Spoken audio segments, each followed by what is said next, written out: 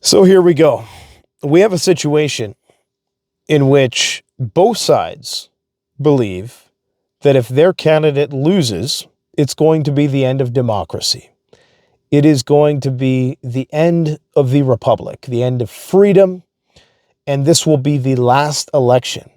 You actually have high-profile influencers saying that this will be the last election. People need to understand what that psychologically is going to do to the side that loses. They're going to feel disaffected, disenfranchised, and they will take action. And it's because of this fallacious rhetoric. And that's what it is, because this is I think they call it a slippery slope fallacy, where you presume that one bad outcome is destined to end in some chain reaction of events that ends in tyranny, that ends in an egregious abuse of power by some authoritarian despot, or, they'll be called either a fascist or a socialist authoritarian, depending on, who gets into power. And of course, if people are resigned to this fact, they're bound to do crazy shit. And this is exactly what our adversaries are banking on. So try not to take it too seriously. I know that's crazy, because either way, I'm telling you, we're going to war. Either we're going there through the Middle East or we're going there through Europe. It's basically a matter of taking your choice, your routes. And of course, ultimately, it all ends in China and in the East.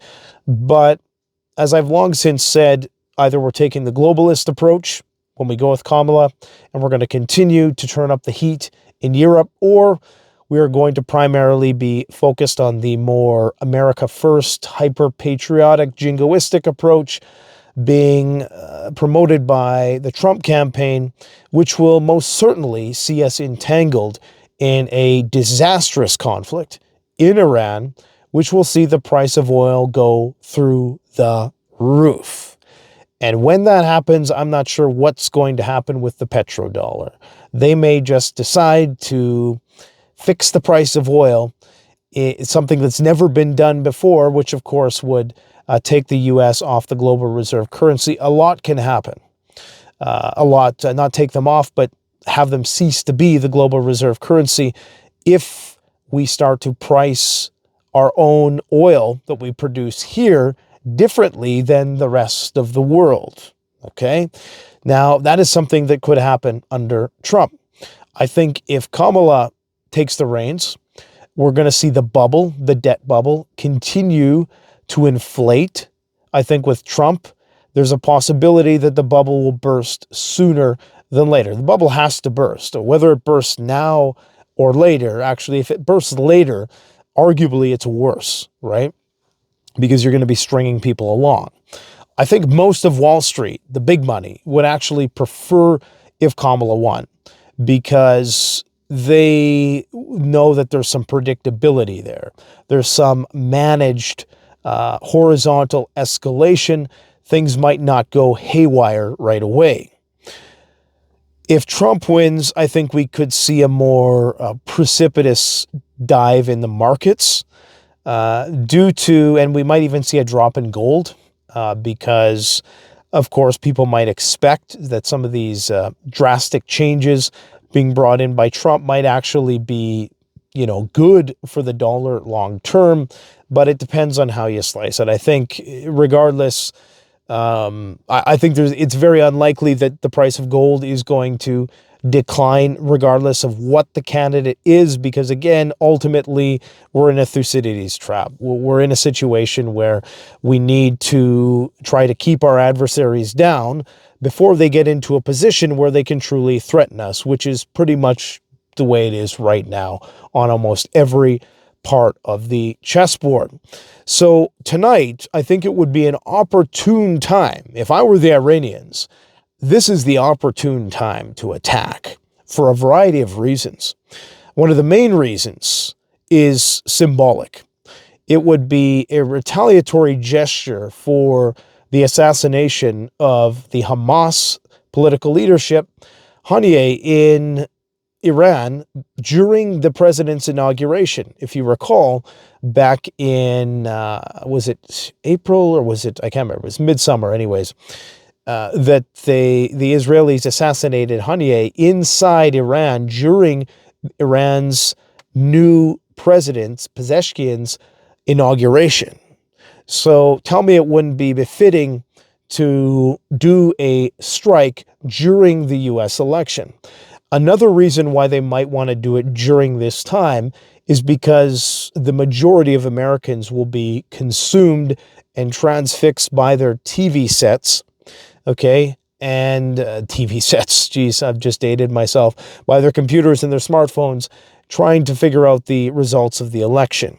So we'll be very distracted and perhaps not readily available to come to Israel's aid. However, because half the population is going to be greatly disaffected, greatly disillusioned about the outcome, and disenfranchised, you are going to see upheaval in either direction, no matter what the outcome is, unless it's a blowout in one direction or the other, which none of the pollsters appear to be predicting. No matter if it's Nate Silver, who has up until this point predicted Trump. However, in the final hours here, he's now backpedaled, or Alan Lichtman, who's predicted with accuracy 9 out of 10, arguably 10 out of the 10 last elections, if you count the failed Gore election. He's predicting a Kamala victory as well. The people on the right are incredibly resourceful.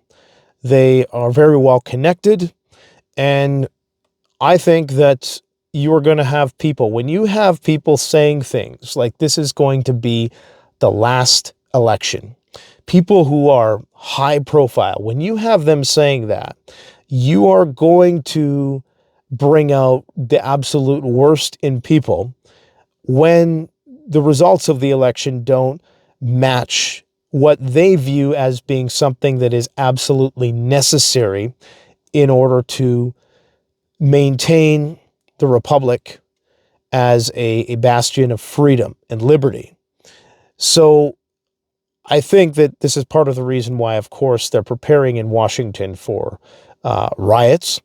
I think if it's the left who riots, it's going to be less intense, but it's going to be more of a general rage. You know, the usual stuff. Lots of protests, lots of noise making, a few Molotovs, a few things set on fire.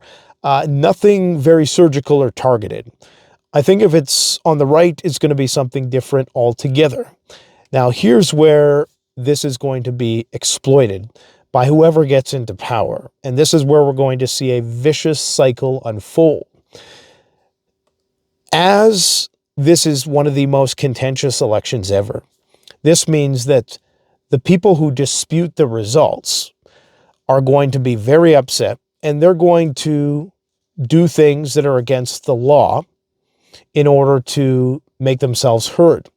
When they do that, that is going to be used as justification to bring in even more laws. And that is going to harmonize well with the world that we are entering.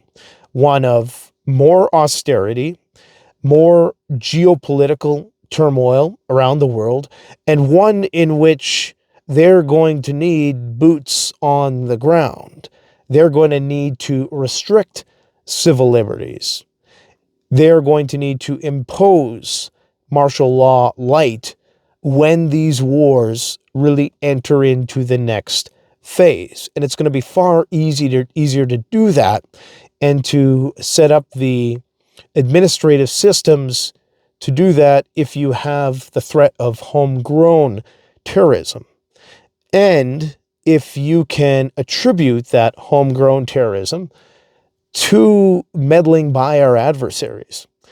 Of course, as I indicated yesterday, Vladimir Putin doesn't care who gets elected. He's not like pulling for Trump or something. Vladimir Putin's pulling for chaos.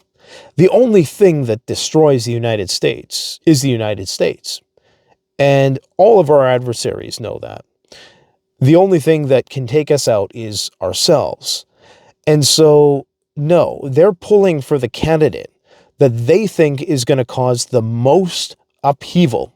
And right now, when you have a situation where you have Trump voters who sincerely believe they have this in the bag and there's no possible way that they can lose. They reference social media, they reference the ratios, the view counts on certain podcasts, and they're looking at the situation. They're saying, how is it possible that we can lose? There's no way that we can lose without it being fraudulent.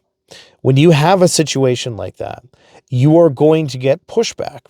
And that pushback is going to be leveraged in order to bring in more laws that are eventually going to assist in the transition to martial law when we really get into wars with Iran, with when NATO becomes more ensnared in this quagmire that is the Ukraine. HIMARS were now officially moved to Taiwan today. And the North Korean situation is heating up as they're firing more and more ballistic missiles. So understand that this is what's going to happen.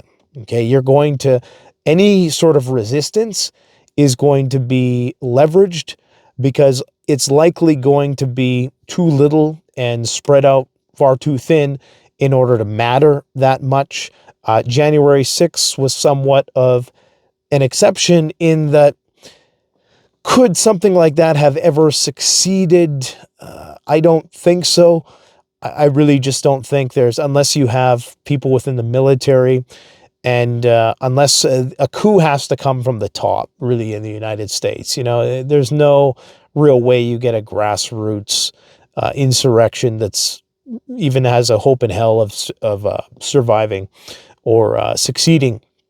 So this is what I think is going to go down. We're going to see, and I'm not saying this from a place of preference. I could be wrong, but I'm getting the vibe that Kamala is going to win. And I've always had that vibe since the beginning. Now, I know this kind of contradicts what I've said. My de facto vibe is that Kamala is going to win. But based on what I can see with my eyes, it would make sense that Trump would win because Joe Rogan, 42 million views compared to Kamala Harris. What was the best podcast that she did recently? And it just seems like these incessant platitudes and pandering to the lowest common denominator of entertainment, to try to win votes with just throwing everything in the kitchen sink. Every single celebrity, Kamala is doing every single thing that they can to try to drum up as much momentum and enthusiasm for a campaign, which is really just hollow and generic and it's just boring as fuck. There's just nothing there. So no wonder why people are gravitating towards Trump, because even though his bellicose rhetoric is not going to change a damn thing at the end of the day. Sorry to say it, but it won't. It didn't really change much during the first 4 years. It's not going to change much now. There might be a few executive orders passed, but anybody believing in the starry-eyed promises that, we're going to do all this and we're going to do all that. No, there's hell to pay first. Okay. There's debts to pay and there's pain that has to come first before any of that is going to be realized. Can he maybe set the nation on a different course? It's possible. But getting back to my point, judging by Kamala's demeanor, from what I've seen in her last speech, she thinks she has it in the bag. I can't say the same when I look at Trump's demeanor. I can't say the same. And we've kind of screwed ourselves in this society because it's profitable. Division is profitable. And they've always wanted it to be a dead heat right to the finish, because not only does that get good ratings, but it's a good old divide and conquer strategy. Unfortunately, our adversaries can leverage that if it's not properly managed, because it can, as it is now, getting out of control. It can get out of control. I don't ever recall, I'm thinking back to, Gore versus Bush. There was never anybody at that time who said, this is going to be the last election if we don't win. I mean, these are very dangerous words. Very dangerous words. And we take them so lightly because we've just been desensitized to it. From 2016 to 2020 to now, we just kind of brush it off as, more cantankerous rhetoric that is just, the result of people being emotional. But, we've seen how that emotion can manifest violently, and it will. And whether or not our adversaries are able to use that against us is going to be one of the most important things that we have to keep in mind. It's not the end if your candidate doesn't win the election. The pendulum is going to swing the other way. It always does. It always does. Okay? People thought that Justin Trudeau, who is now way down in the polls, and if there was an election today, he would lose hands down. And we've had to endure him for a long time. Did we get our handguns taken away? Yes. Is that a slippery slope? Probably. Can we possibly get them back? There's a chance. There is a chance. They undid the long gun registry. Things can be undone. Okay? Now, I'm not saying we get complacent or anything like that. And I'm not telling you who to vote for. I'm just saying that don't presume that it's going to be the end of the world, because the end of the world is going to come in other ways that transcend whoever the puppet is in the White House that they put there to entertain us. And that's really what this primarily is. It's a form of entertainment. People can feel good the next day during the election. Is it really going to materialize into much that is going to, that isn't just going to be self-fulfilling? Like when Trump gets in, are the markets going to rally just because Trump's in, even though there's no real material reason as to why they should? I mean, isn't that part of the problem? But I actually don't think they will this time. And we've seen that with Biden. Everybody thought in 2020, if Biden won, the markets would crash, and the complete opposite happened. It was a melt up. Don't get me wrong. It's hollow. It's nominal gains. It's not real gains that we're seeing. But nonetheless, you just never know nowadays. Okay? So let's all just take some deep breaths. And I would not be surprised if by the next time I talk to you, we're talking about Iran launching a massive strike against Israel. And I forgot to add before I let you go that Israel was contemplating a preemptive strike against Iran as a result of this. So we may actually see it go in the other direction, and they're being very quiet right now. And when they're being quiet and when oil is slowly ticking upwards, that's when you got to be on the lookout. Stay ready, guys. Shit's about to go down.